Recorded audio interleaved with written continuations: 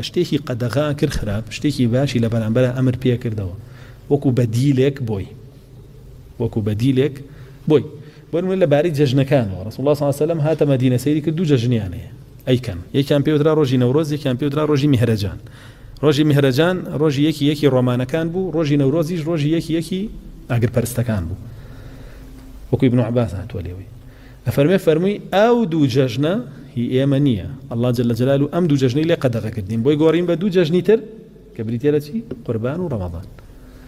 فطر و ئەضحا تا جابووی ئیسلام ئاوە کە شتێکت بۆ بڕیار ئەدا لە بەرامبەر ئەوەی کە خراپە لێت قەدەغاکە یاخود کە شتێکت لێ قەدەغاکە لە بەرامبەر ئەوەی کە باشە بۆ دنیا و قیامەت ئەمرت بەوە پێکە بۆیە لێرەژی سەر لە حەجا قەدەغەی سێشتی لێ کردین دوای لە بەرامبەر فەرمووی لە بەرامبەر ئەم سێشتەیە کە من قەدەغەم لێکردنەوە بەس دەوسیانە خۆتان پارێزنی تر دوای مەشغوڵ بوون بە خەیراتەوە هەر چەنە بچکۆلە بێ سبحان الله یەکیش بێ